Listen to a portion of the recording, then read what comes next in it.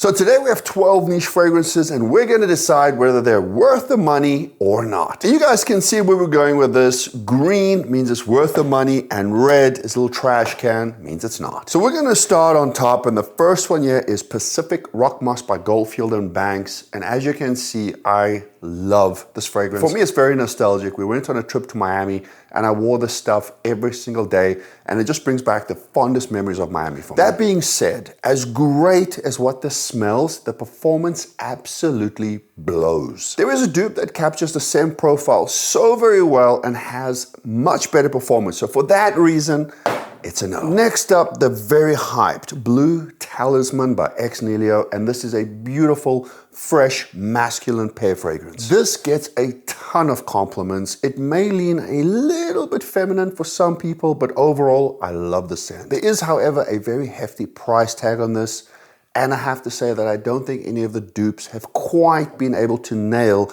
the scent profile and performance that you get here. For a lot of you guys, this might be a maybe, but for me, it's an absolute yes, and I absolutely adore the X-Straight. And next, we have a very recent pickup. This is Encelade by Marc-Antoine Barras. I hope I'm not butchering that name, so you guys are welcome to correct me in the comments. This is a very woodsy type of fragrance, but I've always picked up a little bit of leather, but what really shines through is a note that they've used, and that's rhubarb. It kind of gives it this very fresh, earthy, little bit vegetal, touch spicy scent. This stuff is an absolute beast when it comes to performance.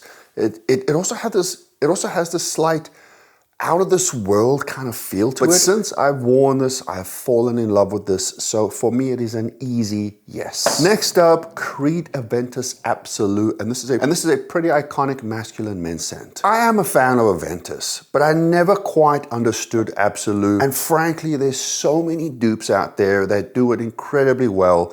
So for me, it's a no. And I think those that do give this a yes, is purely because they're trying to cope with spending this much money on it. So next up, and this was one of the stars of last year, and that is Amouage Outlands. And I have to say, this is one of my all-time favorite scents. Like I just don't think you can go wrong with buying this scent. I do have to premise though, it is quite advanced. It's got so much depth. It's a little bit spicy.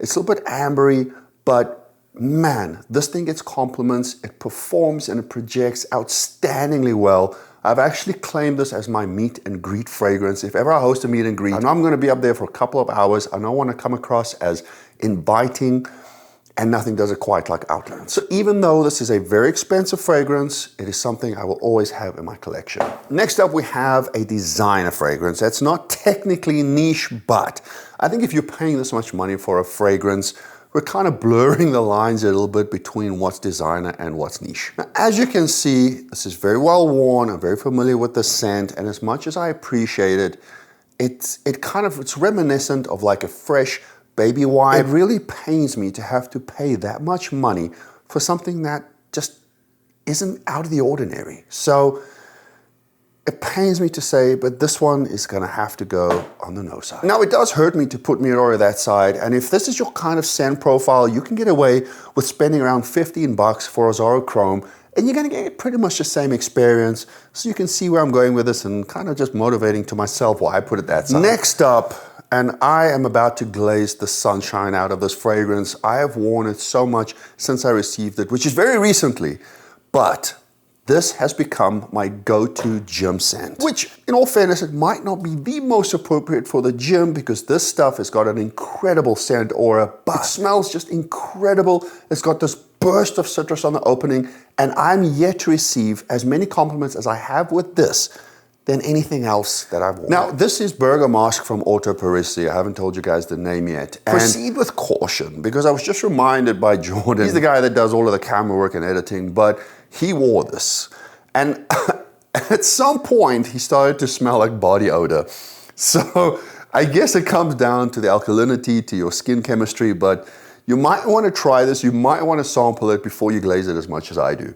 But for me, it's a big yes. Next up, we have Purpose 50 by Amouage, and I was introduced to this by Kieran, my friend. You guys might know him as Fragrance Flam. For me, this is a spicy, resinous Middle Eastern scent, but It's got this beautiful twist of soapiness. This gets an unbelievable amount of compliments. It is a very strong fragrance. It has a lot of performance. You'll probably get away conservatively with around 3 to 4 sprays. Absolutely beautiful fragrance. It is a little bit difficult because it is pricey, but this has to be a yes from me. Next up, we have another designer niche fragrance, and that is Imagination by Louis Vuitton. Now, this thing should get a Medal of Honor for the amount of praise and glory that it gets online. You'd swear it saved the puppy or maybe ended world hunger, but it's a nice scent. Don't get me wrong. It's something different. When it came out, at least it was different. I wouldn't say it's entirely masculine. I mean, this would definitely qualify as a great unisex fragrance. Louis Vuitton has a great marketing team. We all know that, but they absolutely nailed it with this fragrance. I mean, they had all the super celebrities wearing it, and I think they hyped this up more than what it should have been. Now, this one is a little bit more difficult because I think if you have the financial means, it is a scent profile that you should have in your collection. But for a lot of my bros out there, don't make your mom go and spend $360 or $360 of your own hard-earned money on something that is now in 2026 so very available in so many different dupes. So I'm gonna say, just buy the dupe. Who really cares? And next up, we have a very glazed, more than a glazed donut. This is Althair here from PDM, otherwise Parfum de Marseille. Now, this was ranked as one of the sexiest men's fragrances by women. Fair enough, because it is a very nice vanilla scent. That being said, if, like me, this can be a little bit overwhelming because of that sweetness, it's screeching, and in warmer weather especially, it's gonna give you a crazy headache. Now, please guys, don't get me wrong, because I'm a big fan of LV, so don't think I'm gonna have anything against LV, but I think fragrances like these and this one suffered from their own success because there's so many dupes and so many very good dupes. So, just like my LVs, it has to be enough. Next up, we have a niche fragrance that I actually haven't worn in some time, but you can see at some point I did. But this is one that's actually very dear to my heart, and this is African Leather by Memo Paris. Now, one thing about Memo Paris is that they've absolutely nailed, they've perfected the leather DNA. And this one, African Leather, it's got this little spiciness to it. And what they've created with African Leather, it's just kind of soft leather, almost a little bit suede-y, but it's got this touch of spices, it's got a little bit of touch of fruit in there. And they've created something that's so wearable, so approachable, but still very masculine. And therefore, for me, for personal reasons, it has to be a yes. Next, we have Xerchoff Naxos. And this is a very, very, very popular fragrance with a very polarizing scent to it. This is a lavender, honey, and tobacco scent. Now, you hear the word tobacco, you don't get much of the tobacco. It's just blended so very well. And they've created something that's it's intoxicating and it's addictive. You wear this and you just keep coming back to it over and over again.